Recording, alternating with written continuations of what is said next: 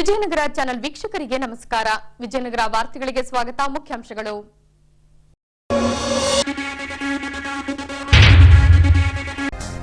ಪದವಿ ಪೂರ್ವ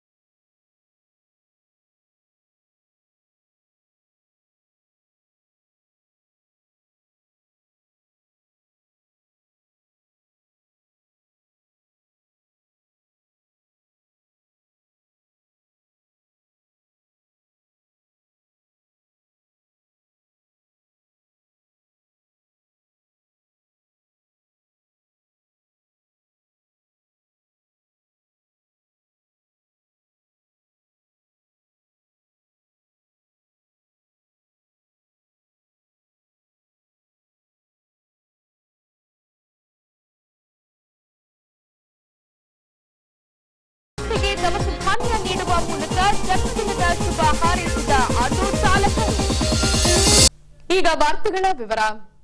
ರಾಧಾಕೃಷ್ಣನ್ರವರ ಜನ್ಮದಿನವನ್ನ ಶಿಕ್ಷಕರ ದಿನಾಚರಣೆಯನ್ನಾಗಿ ಆಚರಿಸಿಕೊಂಡು ಬರಲಾಗುತ್ತದೆ.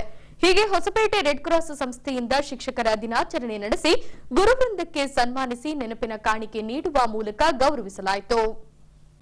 ಹೀಗೆ ಈ ವಿಷಯಕ್ಕೆ ಸಂಬಂಧಿಸಿದಂತೆ ಭಾರತೀಯ ರೆಡ್ ಕ್ರಾಸ್ ಸಂಸ್ಥೆ ವಿಜಯನಗರ ಜಿಲ್ಲಾ ಘಟಕದಿಂದ ನಗರದ ಬಾಲಕಿಯರ ಸರ್ಕಾರಿ ಪದವಿ ಪೂರ್ವ ಕಾಲೇಜಿನಲ್ಲಿ ದಿನಾಂಕ 5ರಂದು ಶಿಕ್ಷಕರ ದಿನಾಚರಣೆ ಕೈಗೊಳ್ಳಲಾಗಿತ್ತು. ಈ ಭಾಗವಾಗಿ ಸರ್ವಪಲ್ಲಿ ರಾಧಾಕೃಷ್ಣನ್ರವರ ಭಾವಚಿತ್ರಕ್ಕೆ ಪೂಜೆ ಸಲ್ಲಿಸಿ ಪುಷ್ಪನಮನ ನಡೆಸಿ ನಮಿಸಲಾಯಿತು. ಬಳಿಕ ಪ್ರಾಂಶುಪಾಲರಿಗೆ ಸೇರಿದಂತೆ ಗುರುವೃಂದಕ್ಕೆ ಸನ್ಮಾನಿಸಿ ನೆನಪಿನ ಕಾಣಿಕೆ ನೀಡುವ ಮೂಲಕ ಶಿಕ್ಷಕರನ್ನ ಗೌರವಿಸಲಾಯಿತು. ಶಿಕ್ಷಕ ಸೇವೆ ಅನ್ನೋದು ಉತ್ತಮ ಸೇವೆ. ಸಮಾಜದಲ್ಲಿ ಶಿಕ್ಷಕರಿಗಿಂತ ಅತ್ಯುತ್ತಮವಾದ ಕರ್ತವ್ಯ ಅಥವಾ ಕೆಲಸ ಯಾವುದೂ ಇಲ್ಲ. ಇದರಲ್ಲಿ ನಿಮ್ಮಲ್ಲಿ ಎಷ್ಟು ಜನ ಶಿಕ್ಷಕರಾಗಬೇಕಂತ ಇಷ್ಟಪಡ್ತೀರಾ? ಸೂಪರ್. ಎಲ್ಲರೂ ಟೀಚರ್ಸ್ ಆಗ್ಬೇಕಂತೀರಾ? ಯಾಕೆ? ಒಳ್ಳೇದಾಗುತ್ತೆ ಅಂತಲ್ವಾ? ಶಿಕ್ಷಕರಂದ್ರೆ ಒಳ್ಳೆಯವರು ಮಾತ್ರ ಶಿಕ್ಷಕರಾಗ್ತಾರೆ. ನೈಸ್. ಏನಿಲ್ಲ, ಒಬ್ಬ BO ಬರ್ತಾರೆ ಸ್ಕೂಲಲ್ಲಿ ಎಕ್ಸಿಬಿಷನ್ ಇದು ಇನ್ಸ್ಪೆಕ್ಷನ್ ಮಾಡಲಿಕ್ಕೆ. BO ಬಂದಾಗ ನಿಮ್ಮಂಗೆ ಹುಡುಗರು ಸಿಕ್ಕಾಬಟ್ಟೆ ಗಲಾಟೆ ಮಾಡ್ತಿರ್ತಾರೆ. ಬಂದರು BO ಒಳಗಡೆ ಬಂದ್ರು ಆದ್ರೂ ಯಾರು ಕಂಟ್ರೋಲ್ ಸಿಕ್ಕಿಲ್ಲ. BO ಏನು ಮಾಡಿದ್ರು? ಸೈಲೆನ್ಸ್ ಸೈಲೆನ್ಸ್ ಸೈಲೆನ್ಸ್ ಅಂದರು. ಯಾರು ಮಾತು ಕೇಳಿಲ್ಲ. ಏನು ಮಾಡಿದ್ರು? ಅಲ್ಲಿ ಪಕ್ಕದಲ್ಲಿ ಒಬ್ರು ಇದ್ರಂತೆ, ಎತ್ತಿ ಅವ್ರನ್ನೆಸ್ತು ಹೊರಗೆ ಎಸ್ಬಿಟ್ರಂತೆ. ಆಗ ಎಲ್ಲರೂ ಸೈಲೆಂಟ್ ಆದ್ರಂತೆ. ಸೈಲೆಂಟ್ ಆಗ್ಬಿಟ್ಟು ಅವಕ್ಕೆ ಎಲ್ಲ ನಿಮ್ಮ ಹೆಸರು ಅಂದ್ರಂತ. ಅದೇ ನೀವು ಹೊರಗೆ ದಬ್ಬಿದ್ರಲ್ಲ ಸರ್, ಅವರೇ ನಮ್ಮ ಹೆಸರು.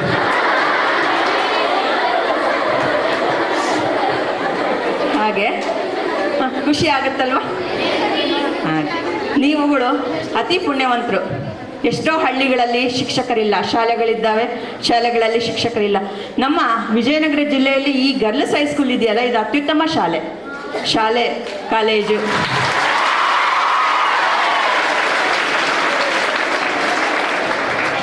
ಒಬ್ಬ ಒಳ್ಳೆ ಸ್ಟೂಡೆಂಟ್ಸಿಂದ ಮಾತ್ರ ಒಳ್ಳೆ ಶಿಕ್ಷಕರಾಗಕ್ಕೆ ಸಾಧ್ಯ. ಅದೇ ರೀತಿ ಉತ್ತಮ ಶಿಕ್ಷಕರಿಂದ, ಹೌದಲ್ವಾ? ನೀವೆಲ್ಲ ಉತ್ತಮ ಮಕ್ಕಳಾಗಬೇಕು. ಉತ್ತಮ ಶಿಕ್ಷಕರನ್ನಾಗಿ ರೂಪಿಸೋದು ನಿಮ್ಮ ಕೈಯಲ್ಲೇ ಇದೆ. ಈಗ ತಮ್ಮ ಪ್ರಿನ್ಸಿಪಾಲ್ ಹೇಳಿದರು, ಈ ಸರಿ 10th SSLC ಫಲಿತಾಂಶದಲ್ಲಿ ಉತ್ತಮ ಫಲಿತಾಂಶ ಕೊಡ್ತೀವಂತ. ಅದಕ್ಕೆಲ್ಲ ತಾವು ಸಹಕರಿಸ್ತೀರಲ್ವಾ? ಎಷ್ಟು ಪರ್ಸೆಂಟೇಜ್ ಕೊಡ್ತೀರಾ? Very nice. 100% ಬರುತ್ತಲ್ವಾ? ನಾವು ಅವತ್ತು ಬರ್ತೀವಿ, ಮತ್ತೆ ತಮ್ಮನ್ನೆಲ್ಲರನ್ನು ಮೀಟ್ ಮಾಡ್ತೀವಿ. ಇಷ್ಟು ಹೇಳಿ ಈ ಶಿಕ್ಷಕ ದಿನಾಚರಣೆಗೆ ಕಲ್ಯಾಣ ಮಂಡಳಿಯಿಂದ ಕಾರ್ಮಿಕರಿಗೆ ಸೌಲಭ್ಯಗಳನ್ನ ಘೋಷಿಸಲಾಗಿದೆ. ಇದರಲ್ಲಿ 11 ಸೌಲಭ್ಯಗಳನ್ನ ಮಾತ್ರ ಜಾರಿ ಮಾಡಲಾಗಿದೆ. ಈ ಹಿನ್ನೆಲೆಯಲ್ಲಿ ಕಟ್ಟಡ ಕಾರ್ಮಿಕರ ಸಂಘಟಕರು ಪ್ರತಿಭಟನೆ ನಡೆಸಿ ಬೇಡಿಕೆಗಳ ಈಡೇರಿಕೆಗಾಗಿ ಸರ್ಕಾರಕ್ಕೆ ಆಗ್ರಹಿಸಿದ್ದಾರೆ. ಈ ಅಂಶಕ್ಕೆ ಸಂಬಂಧಿಸಿದಂತೆ ಕರ್ನಾಟಕ ರಾಜ್ಯ ಕಟ್ಟಡ ಮತ್ತು ಇತರೆ ನಿರ್ಮಾಣ ಕಾರ್ಮಿಕರ ಸಂಘಟನೆ ಹೊಸಪೇಟೆ ತಾಲೂಕು ಸಮಿತಿಯಿಂದ ವಿವಿಧ ಬೇಡಿಕೆಗಳ ಈಡೇರಿಕೆಗೆ ಆಗ್ರಹಿಸಿ ಶ್ರಮಿಕ ಭವನದಿಂದ ಶಾಸಕರ ನಿವಾಸದವರೆಗೆ ಪ್ರತಿಭಟನಾ ರ್ಯಾಲಿ ನಡೆಸಿ ಸಿಐಟಿಯು ನೇತೃತ್ವದಲ್ಲಿ ಧರಣಿ ಕೈಗೊಂಡರು.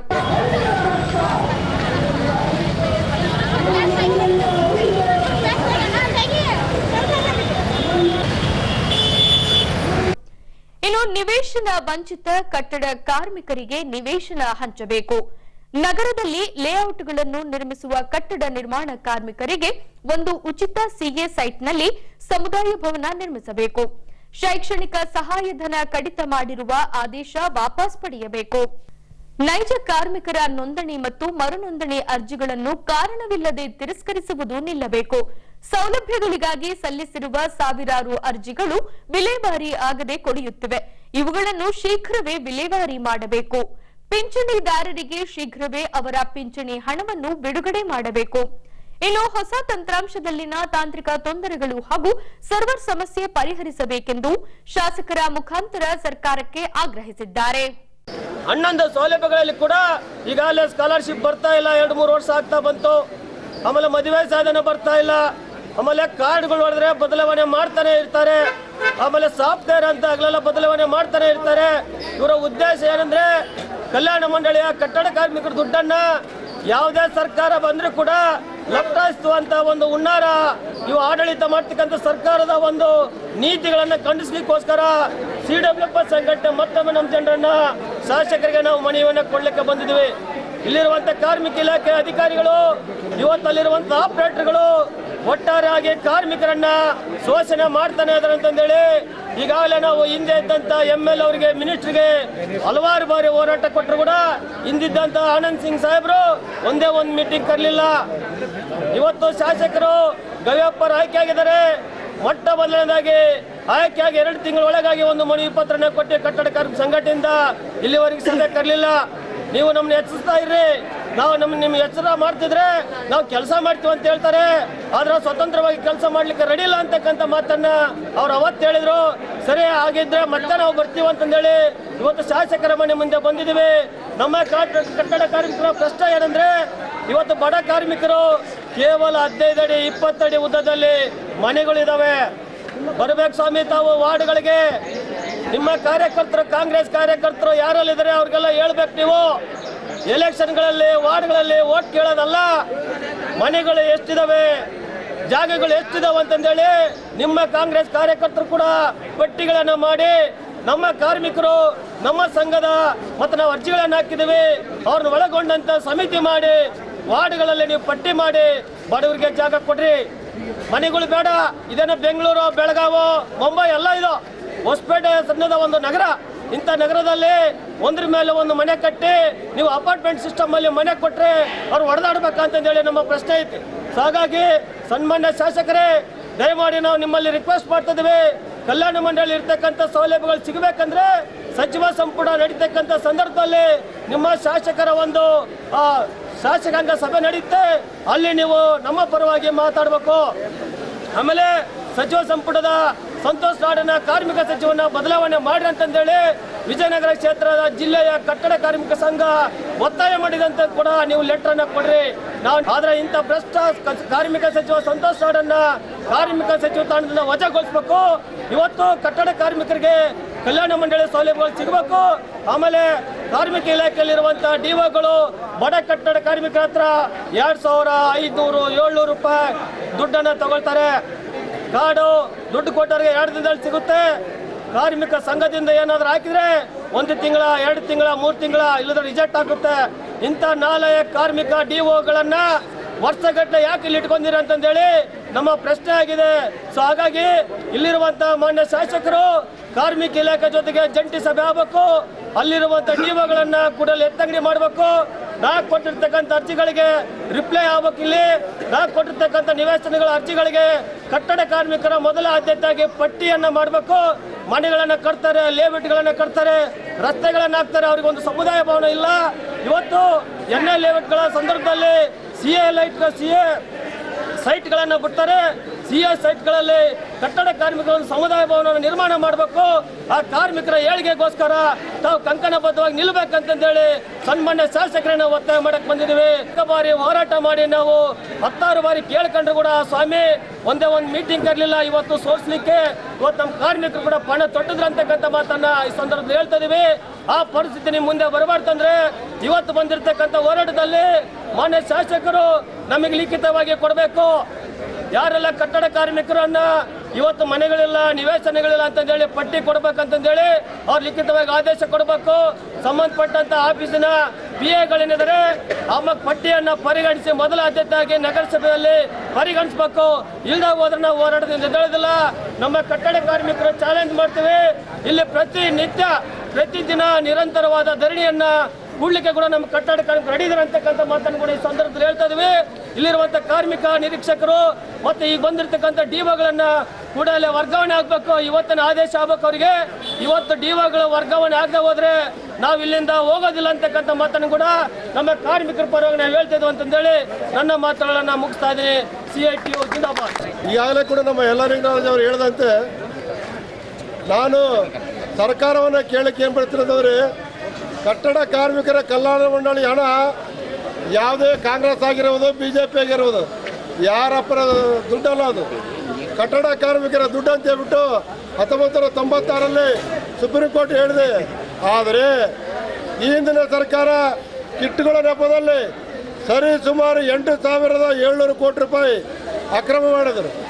ಆದ ನಂತರ ಕಾಂಗ್ರೆಸ್ ಸರ್ಕಾರ ಅಧಿಕಾರಕ್ಕೆ ಬಂದ ಏನು ಹೇಳಿದ್ರು ಅಂದರೆ, ಸಿದ್ದರಾಮಯ್ಯನವರು ಇದೇ ನಮ್ಮ ಕಾರ್ಮಿಕ ಸಚಿವ ಸಂತೋಷ್ ಲಾಡ್ ಅವರು ಈಗ ಇದರಲ್ಲಿ ಭಾಳ ಅಕ್ರಮ ನಡೆದಂತೆ ಶಿವರಾಮ್ ಹೆಬ್ಬಾರವರನ್ನ ತನಿಖೆ ಮಾಡ್ಬೇಕಂತ ಹೇಳಿದ್ರು.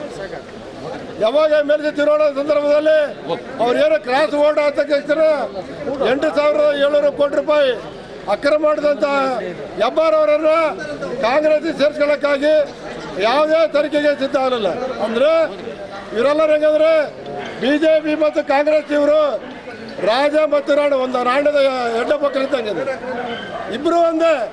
ಇಬ್ಬರು ಸೇರ್ಕೊಂಡು ನಮ್ಮ ಕಟ್ಟಡ ಕಾರ್ಮಿಕರನ್ನು ವಂಚನೆ ಮಾಡ್ತಾರೆ. ಯಾಕಂತಂದ್ರೆ ಕಟ್ಟಡ ಕಾರ್ಮಿಕರ ಕಲ್ಯಾಣ ಮಾಡಿರ್ತಕ್ಕಂಥ ಹಣ ಕಟ್ಟಡ ಕಾರ್ಮಿಕರಿಗೆ ಬಳಸ್ಬೇಕಂತ ಹೇಳಿದ್ರೆ ಅದನ್ನು ಯಾವುದೇ ಕಾರಣಕ್ಕೂ ಹಿಂದಿನ ಸರ್ಕಾರ ಎಲ್ಲ ಕಟ್ಟಡ ಕಾರ್ಮಿಕರ ಮಕ್ಕಳಿಗೆ 15,000 ರೂಪಾಯಿ, 20,000 ರೂಪಾಯಿ, 30,000 ರೂಪಾಯಿ ಅಂದರೆ ಕಾನೂನು ಪ್ರಕಾರನೇ ಸ್ಕಾಲರ್ಶಿಪ್ ಹಣ ಕೊಡ್ತಾಯಿದ್ರು. ಯಾವಾಗ ಈ ನಮ್ಮ ಕಟ್ಟಡ ಕಾರ್ಮಿಕರ ಕಲ್ಯಾಣ ಮಂಡಳಿ ಜೊತೆಗೆ ಸಂತೋಷ್ ಲಾಡ್ ಅವರು ಯಾವ ಕಾರ್ಮಿಕ ಮಂತ್ರಿ ಯಾವ್ದು ಕೇವಲ 1,000 ರೂಪಾಯಿ, 2,000 ರೂಪಾಯಿ, 3,000 ರೂಪಾಯಿ, 4,000 ರೂಪಾಯಿ ಇವರಪ್ಪನ ದುಡ್ಡು ಕೇಳ್ತಾ ಇಲ್ಲ. ನಾವು ಕಟ್ಟಡ ಕಾರ್ಮಿಕರ ಕಲ್ಯಾಣ ಮಾಡಿರ್ತಕ್ಕಂಥ ದುಡ್ಡು ಕಟ್ಟಡ ಕಾರ್ಮಿಕರಿಗೆ ಬಳಸಬೇಕು. ಯಾವುದೇ ಕಾರಣಕ್ಕೂ ಅದರ ದುರುಪಯೋಗ ಪಡಿಸಬಾರ್ದಂತಿದೆ. ಬಂಧುಗಳೇ, ಈಗಾಗಲೇ ಹೇಳ್ತಾರೆ ಕಾರ್ಮಿಕ ಅಧಿಕಾರಿಗಳು ಎಲ್ಲ ನಕಲಿ ಕಟ್ಟಡ ಕಾರ್ಮಿಕರು ಅಂತ ಹೇಳ್ತಾರೆ.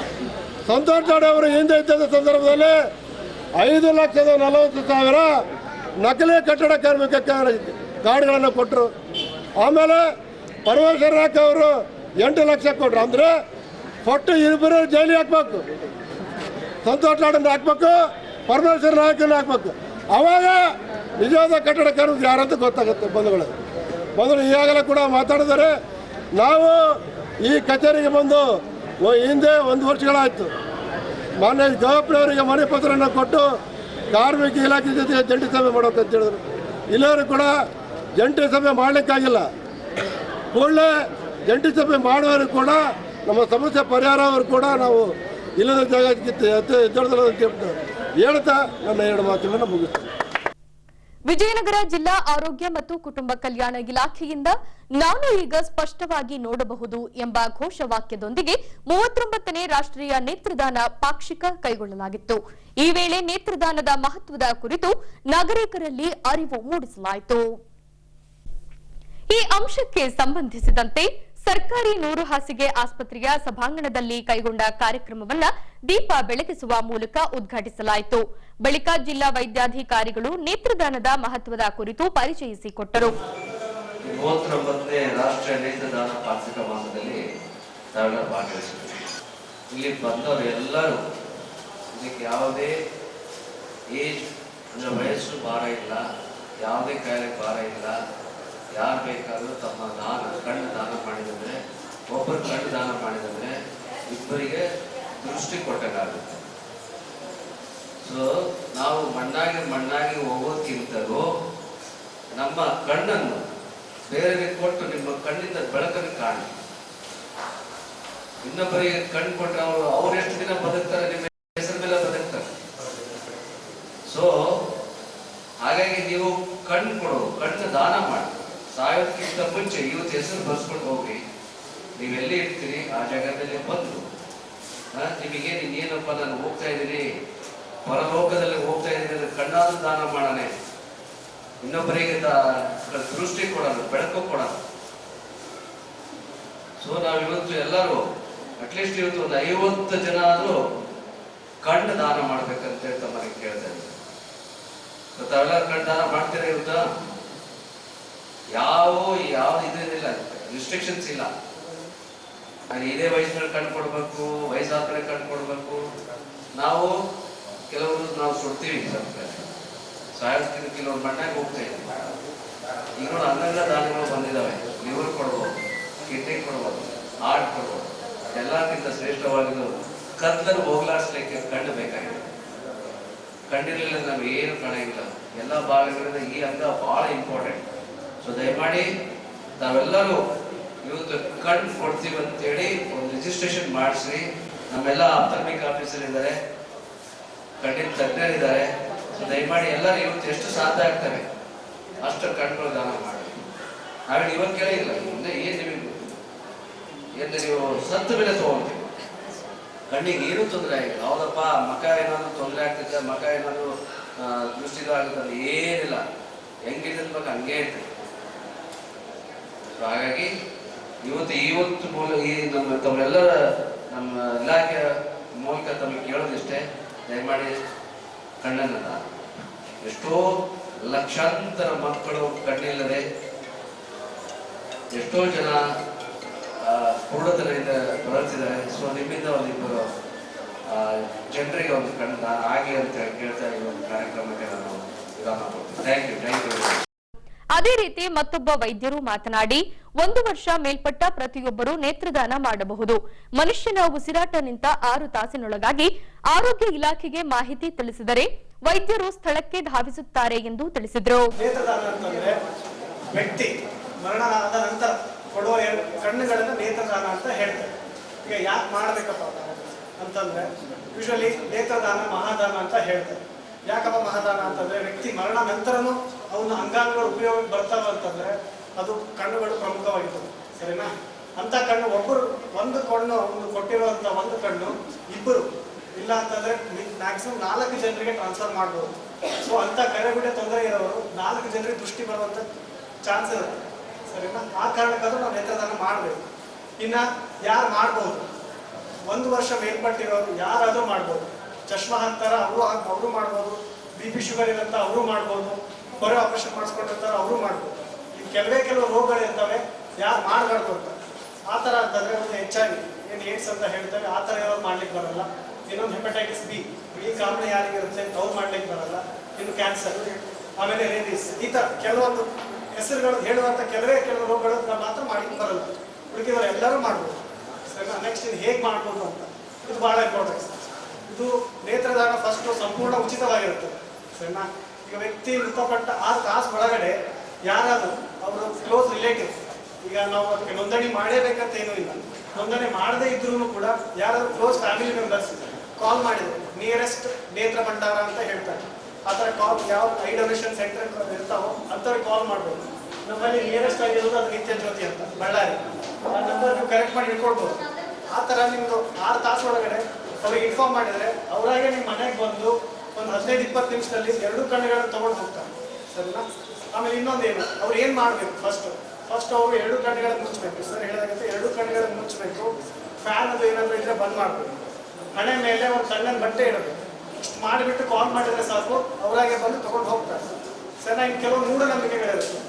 ಈಗೇನಪ್ಪ, ನಾವು ಒಬ್ಬರು ನೇತ್ರದಾನ ಮಾಡ್ತಾರೆ, ಅವ್ರಿಗೆ ಏನನ್ಸುತ್ತೆ ಕಣ್ಣು ತೊಗೊಂಡು ಹೋಗ್ಬಿಡ್ತಾರೆ, ಮುಖ ವಿಕಾರ ಆಗುತ್ತೆ, ಆ ಥರ ಏನೂ ಇರೋದಿಲ್ಲ. ಒಬ್ಬ ವ್ಯಕ್ತಿ ಕಣ್ಣಿನ ರೆಪ್ಪೆಗಳನ್ನು ಮುಚ್ಚಿದಾಗ ಯಾವ ಥರ ಇರ್ತಾರೋ ಕಣ್ಣು ತೊಗೊಂಡು ಹೋದ್ಮೇಲೆ ಅದೇ ಥರ ಇರುತ್ತೆ. ಸೊ ರೆಪ್ಪೆ ಮುಚ್ಚಿ ಕೂತಂಗೆನೇ ಇರುತ್ತೆ. ಇನ್ನೊಂದೇನು ಮೂಢನಂಬಿಕೆ ಅಂತಂದ್ರೆ ನೆಕ್ಸ್ಟ್ ಜನ್ಮದಲ್ಲಿ, ಮುಂದಿನ ಜನ್ಮನಲ್ಲೂ ಕೆಲವೊಬ್ಬರಿಗೆ ಅಂಧವಾಗಿ ಹುಟ್ಟುತ್ತೇವೆ ಅಂತೇಳಿ ಡೌಟ್ಸ್ ಇರುತ್ತೆ. ಆ ಥರ ಏನೂ ಇರೋದಿಲ್ಲ. ಈ ಜನ್ಮದಲ್ಲಿ ಮಾಡಿರೋದು ಈ ಜನ್ಮಕ್ಕೆ ಮಾತ್ರ ಸೀಮಿತ ಆಗಿರುತ್ತೆ. ಸರಿನಾ? ಇಷ್ಟು ನಾನು ಹೇಳಕ್ಕೆ ಇಷ್ಟಪಡ್ತೇನೆ. ನಿಮ್ಮ ಮರಣದ ನಂತರ ನಿಮ್ಮ ಕಣ್ಣುಗಳನ್ನು ಸುಡಬೇಡಿ, ಮಣ್ಣು ಮಾಡಬೇಡಿ, ದಾನ ಮಾಡಿ, ಅಂಧರ ಬಾಡಿಗೆ ಬೆಳಕಾಗಿ ಅಂತ ಹೇಳಿ ನನಗೆ ಇಷ್ಟು ಮಾತಾಡೋಕೆ ಅವಕಾಶ. ಪ್ರತಿ ವರ್ಷ ಭಾದ್ರಪದ ಮಾಸದ ಮೊದಲ ಮಂಗಳವಾರದ ದಿನದಂದು ವೀರಭದ್ರೇಶ್ವರ ಸ್ವಾಮಿಯ ಜನ್ಮದಿನವನ್ನಾಚರಿಸಲಾಗುತ್ತದೆ. ಹೀಗೆ ನಗರದ ಓಂಕಾರೇಶ್ವರ ದೇವಸ್ಥಾನದಲ್ಲಿ ವೀರಶೈವ ಲಿಂಗಾಯತ ಸಮುದಾಯದಿಂದ ಜನ್ಮದಿನವನ್ನಾಚರಿಸಲಾಗಿದೆ. ಹೀಗೆ ವೀರಭದ್ರೇಶ್ವರ ಜನ್ಮದಿನದ ನಿಮಿತ್ತ ನಗರದ ಓಂಕಾರೇಶ್ವರ ದೇವಸ್ಥಾನದಲ್ಲಿ ವೀರಶೈವ ಲಿಂಗಾಯತ ಸಮುದಾಯದಿಂದ ಭಾವಚಿತ್ರಕ್ಕೆ ಪೂಜೆ ಸಲ್ಲಿಸಿ ಪುಷ್ಪನಮನ ನಡೆಸಿ ಭಕ್ತಿ ಸಮರ್ಪಿಸಿದರು. ಇನ್ನು ಕಳೆದ 4-5 ವರ್ಷಗಳಿಂದ ಜನ್ಮದಿನವನ್ನಾಚರಿಸಿಕೊಂಡು ಬರಲಾಗುತ್ತದೆ. ಪ್ರತಿ ವರ್ಷ ಅದ್ದೂರಿಯಾಗಿ ಆಚರಿಸಲು ವೀರಶೈವ ಲಿಂಗಾಯತ ಸಮುದಾಯದ ಮುಖಂಡರು, ಟ್ರಸ್ಟಿಗಳು ಹಾಗೂ ಯುವ ಸಮೂಹವು ಮುಂದಾಗಬೇಕಾದ ಅವಶ್ಯವಿದೆ ಎಂದು ಇದೇ ಸಮುದಾಯದ ಮುಖಂಡರು ಈ ವೇಳೆ ತಿಳಿಸಿದ್ದಾರೆ.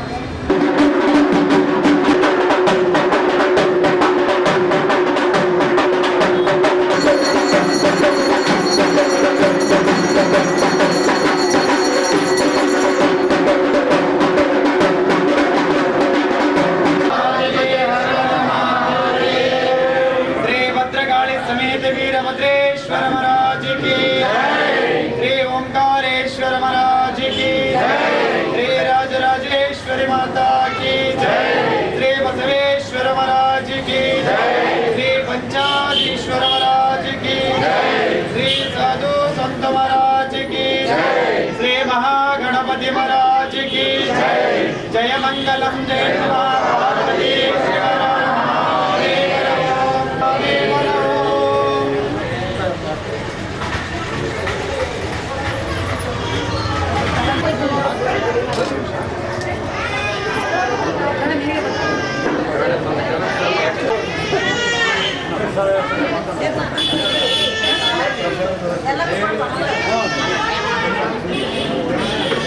ಈ ವೀರಭದ್ರೇಶ್ವರ ಜಯಂತಿ 4ನೇ ವರ್ಷದ ಆಚರಣೆ ಮಾಡ್ತಾ ಇದೆ. ಇದು ಒಳ್ಳೆಯ ಸಂತೋಷದ ವಿಚಾರನೇ. ಆದರೆ ಮುಂದಿನ ದಿನಗಳಲ್ಲಿ ನಮ್ಮ ವೀರಶೈವ ಪರಂಪರೆಯನ್ನು ಎಲ್ಲರೂ ಬಿಟ್ಬಿಟ್ಟಿದ್ದಾರೆ. ಅದಕ್ಕೆ ದಯಮಾಡಿ ಮುಂದಿನ ಅಂದರೆ ಈ ಸಲ ಇದನ್ನು 4ನೇ ವರ್ಷದಾಗ್ಯದಲ್ಲ, ಮುಂದಿನ ಸಲ ರೇಣುಕಾಚಾರ್ಯರ ಭಜನೆ ಆಗಲಿ ಅಥವಾ ಇನ್ನು ಮುಂತಾದ ವೀರಭದ್ರೇಶ್ವರ ಜಯಂತಿ ಭಜನೆ ಆಗಲಿ ಇಂಥವು ಪ್ರತಿ ತಿಂಗಳು ಒಂದು ಸಲ ಒಬ್ಬೊಬ್ಬರು ಮನೆಯಲ್ಲಿ ಮಾಡ್ತಾ ಹೋದಂಗೆಲ್ಲ ಆ ಪುರಾಣ ಆಗಲಿ ಮತ್ತೊಂದು ವಿಚಾರ ಆಗಲಿ ಆ ಬಸವಣ್ಣರ ವಚನಗಳನ್ನಾಗಲಿ ಇವನ್ನೆಲ್ಲ ಹೇಳ್ಕೊಂತ ಹೋದ್ರಿಗಿನ ಮುಂದಿನ ದಿನಗಳ ಮುಂದಿನ ಪೀಳಿಗೆಗೆ ಈ ನಮ್ಮ ವೀರಶೈವ ಪರಂಪರೆ ಹೆಂಗಿತ್ತು, ಯಾವ ರೀತಿ ಬೆಳೀತಾ ಬಂದಿತ್ತು ಅಂಥೇಳಿ ಗೊತ್ತಾಗ್ತೈತೆ ಜನರಿಗೆಲ್ಲರಿಗೆ. ನಮ್ಮ ಹುಡುಗರಿಗೆ ಯಾವ ನಮ್ಮ ಪರಂಪರೆ ಏನೈತೆ ಅನ್ನೋದೇ ಗೊತ್ತಿಲ್ಲ, ಲಿಂಗಧಾರಣೆ ಎದಕ್ಕೆ ಮಾಡ್ತಾರೆ ಅನ್ನೋದು ಗೊತ್ತಿಲ್ಲ. ಇವು ಭಾಳ ತೊಂದರೆ ಆಗ್ತಿದ್ದಾವೆ. ಅದಕ್ಕೆ ದಯಮಾಡಿ ಈಗ ಇದನ್ನು ಮಾಡ್ತಕ್ಕಂಥ ಕಾರ್ಯಕ್ರಮನ ಮುಂದಿನ ದಿನಗಳಲ್ಲಿ ಪ್ರತಿ ತಿಂಗಳು ಒಂದು ಸಾರಿ ಅಂತೆ ಬಸವ ತತ್ವಗಳನ್ನು ಮಾಡೋದಾಗಲಿ ಅಥವಾ ನಮ್ಮ ವೀರಶೈವ ಪರಂಪರೆಯನ್ನು ಆಗಲಿ ವಿಭೂತಿ ಅದಕ್ಕೆ ಹಚ್ಕೋಬೇಕು, ಲಿಂಗಧಾರಣೆ ಯಾಕೆ ಮಾಡ್ಕೋಬೇಕು, ಲಿಂಗ ಪೂಜೆ ಯಾಕೆ ಮಾಡಬೇಕು ಅಂಥೇಳಿ ಇಂಥ ವಿಚಾರಗಳನ್ನು ನಮ್ಮ ಏನು ಹಿಂದಿನ ಹಿರಿಯರೇನು ಮಾಡಿಟ್ಟಿದ್ದಾರೆ ಅಂಥ ವಿಷಯಗಳನ್ನ ನಮ್ಮ ಹುಡುಗರಿಗೆ ತಿಳಿಸಿ ಹೇಳಿ ಆ ನಮ್ಮ ಕಾಯಕ ವೃತ್ತಿಯನ್ನು ನಾವು ಮುಂದುವರಿಸ್ಕೊಂಡು ಹೋಗ್ಬೇಕು ಅಂತೇಳಿ ಕೇಳಲಿಕ್ಕೆ ಇಷ್ಟಪಡ್ತೈತೆ. Thank you. ಎಲ್ರಿಗೂ ನಮಸ್ಕಾರ. ಈ ದಿನ ಶ್ರೀ ವೀರಭದ್ರೇಶ್ವರ ಜಯಂತಿಯನ್ನು ಹೊಸಪೇಟೆ ನಗರದ ಮಹಿಳೆಯರು ಹಾಗೂ ಹಿರಿಯ ನಾಗರಿಕರು ಸೇರಿ ಆಚರಿಸ್ತಾ ಇದ್ದೀವಿ. ಈ ಆಚರಣೆಯನ್ನು ವೀರಶೈವ ಲಿಂಗಾಯತ ಸಮಾಜದ ಮುಖಂಡರುಗಳು ಆಚರಿಸಬೇಕಾಗಿತ್ತು. ಭಾಳ ವರ್ಷಗಳಿಂದ ಅವ್ರು ಯಾಕೆ ಆಚರಿಸ್ತಾ ಇಲ್ಲ ಅಂತ ಗೊತ್ತಾಗ್ತಾ ಇಲ್ಲ. ಪ್ರತಿ ವರ್ಷವೂ ವೀರಭದ್ರೇಶ್ವರ ಜಯಂತಿಯನ್ನು ನಮ್ಮ ವೀರಶೈವ ಲಿಂಗಾಯತ ಸಮಾಜದ ಮುಖಂಡರುಗಳು ಕಡೆಗಣಿಸ್ತಾ ಇದ್ದಾರೆ. ಯಾಕನ್ನೋದು ತಿಳಿತಾ ಇಲ್ಲ. ಸಣ್ಣಕ್ಕಿ ವೀರಭದ್ರೇಶ್ವರ ಟ್ರಸ್ಟ್ ಅಂತ ಮಾಡಿದ್ದಾರೆ. ಆ ಮುಖಂಡರುಗಳು ಸತ್ಯ ಇವತ್ತು ಯಾವುದೇ ಸಾಮಾಜಿಕ ಜಾಲತಾಣದಲ್ಲಿ ಒಂದು ಶುಭಾಶಯನ್ನು ಸತ್ಯ ತಿಳಿಸಿಲ್ಲ. ಏನನ್ನೋದು ಅರ್ಥ ಆಗ್ತಾ ಇಲ್ಲ. ದಯವಿಟ್ಟು ನಮ್ಮ ಸಮಾಜನ ನಾವೇ ಬೆಳೆಸಬೇಕು, ನಾವೇ ಉಳಿಸ್ಬೇಕು. ಯುವಕರು ಹೆಚ್ಚೆಚ್ಚಾಗಿ ಧಾರ್ಮಿಕ ಆಚರಣೆಗಳನ್ನು ಮಾಡಬೇಕು. ಹಾಗೂ ಎಲ್ಲರಿಗೂ ಮತ್ತೊಮ್ಮೆ ಸಮಸ್ತ ಜನತೆಗೆ ವೀರಭದ್ರೇಶ್ವರ ಜಯಂತಿಯ ಶುಭಾಶಯಗಳು. ಹೊಸಪೇಟೆ ನಗರದ ನಾಯಕ ಸಮುದಾಯದ ಕೇರಿಗಳಲ್ಲಿ ದಸರಾ ಆಚರಣೆಯನ್ನ ವಿಶೇಷ ಹಾಗೂ ವಿಶಿಷ್ಟವಾಗಿ ಆಚರಿಸಲಾಗುತ್ತದೆ. ಈಗಾಗಲೇ ದಸರಾ ಹಬ್ಬದ ಪ್ರಕ್ರಿಯೆಗಳು ಪ್ರಾರಂಭಗೊಂಡ ಭಾಗವಾಗಿ ಉಕ್ಕಡಕೇರಿಯ ಹುಲಿಗೆಮ್ಮ ಹಾಗೂ ಜಲದುರ್ಗಮ್ಮ ದೇವಿಯ ಉತ್ಸವ ಮೂರ್ತಿಗಳನ್ನು ಬಣ್ಣ ಲೇಪನೆಗೆ ರವಾನಿಸಲಾಗಿದೆ. ಹೀಗೆ ಉಕ್ಕಡಕೇರಿಯ ದೈವಸ್ಥರ ಹಾಗೂ ಮುಖಂಡರ ಸಹಭಾಗಿತ್ವದಲ್ಲಿ ಹುಲಿಗೆಮ್ಮ ಹಾಗೂ ಜಲದುರ್ಗಮ್ಮ ದೇವಿಗಳಿಗೆ ಪೂಜೆ ಸಲ್ಲಿಸಿ ಉತ್ಸವ ಮೂರ್ತಿಗಳನ್ನು ತೆರೆದ ಪಾಲಕಿಯಲ್ಲಿರಿಸಿ ಮೆರವಣಿಗೆ ಮೂಲಕ ಬಣ್ಣ ಲೇಪನೆಗೆ ಸಾಗಿಸಲಾಯಿತು.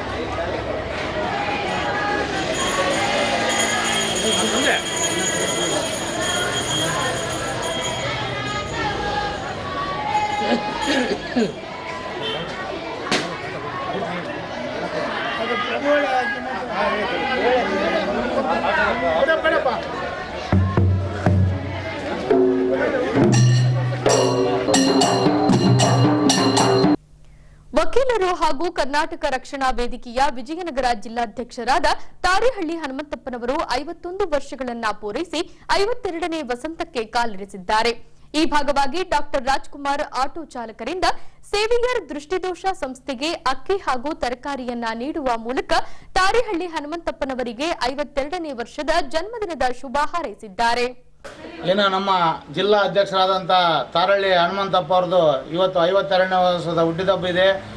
ನಾವು ಪ್ರತಿ ವರ್ಷದಂತೆ ಈ ವರ್ಷ ಸಮ್ಮತಿಗೆ ಅವರ ಹುಟ್ಟುಹಬ್ಬಕ್ಕೆ ನಾವು ಇಲ್ಲಿ ಇರೋಂಥ ನಮ್ಮ ಆಟೋ ಚಾಲಕರು ಡಾಕ್ಟರ್ ರಾಜ್ಕುಮಾರ್ ಆಟೋ ಚಾಲಕರ ಪರವಾಗಿ ಇವರಿಗೆ ಇಲ್ಲಿ ಇರೋಂಥ ನಮ್ಮ ಸಂತೋಷ್ ಅಣ್ಣವರು ಇದರಲ್ಲಿ ಇರೋಂಥ ಟೀಮ್ನಲ್ಲಿ ಅವರು ಇದಕ್ಕೆ ನಾವು ಅಕ್ಕಿನ ತರಕಾರಿಯನ್ನು ವರ್ಷವನ್ನು ಕೊಟ್ಟಿದ್ದೀವಿ. ಏನು ಮುಂದಿನ ದಿನದಲ್ಲಿ ಅವರಿಗೆ ಜನ್ಮದಿನ ಒಳ್ಳೆಯ ದಿನ ಶಕ್ತಿ ಕೊಡಲಿ. ಅವರಿಗೆ ಹುಟ್ಟುಹಬ್ಬದ ನಮ್ಮ ಇಡೀ ವಿಜಯನಗರ ಕ್ಷೇತ್ರ ಜನತೆ ಪರವಾಗಿ ಆರ್ಥಿಕ ಶುಭಾಶಯಗಳು ಹೇಳ್ತಾ ಇದ್ದೀವಿ. ಹುಟ್ಟುಹಬ್ಬದ Happy birthday to you. Happy birthday to you. Happy birthday to you. Happy birthday to you. May God bless you. May God bless you.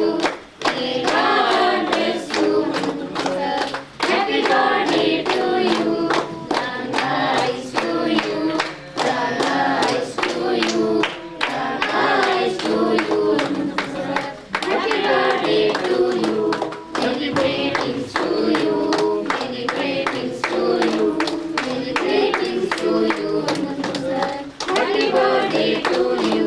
Happy birthday to you. Happy birthday to you.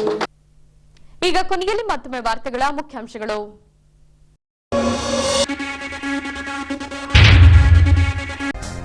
ಪದವಿ ಪೂರ್ವ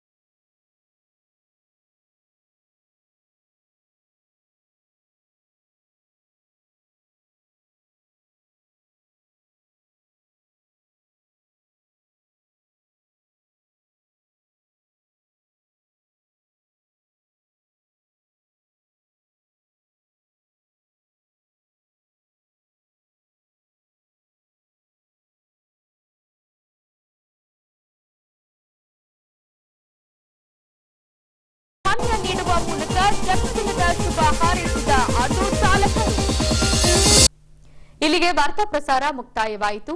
ದೈನಂದಿನ ಆಗುಹೋಗುಗಳ ಮಾಹಿತಿಗಾಗಿ ವೀಕ್ಷಿಸಿ ವಿಜಯನಗರ ಸುದ್ದಿವಾಹಿನಿ. ನಾನು Tejaswini P Patil. ನಮಸ್ಕಾರ.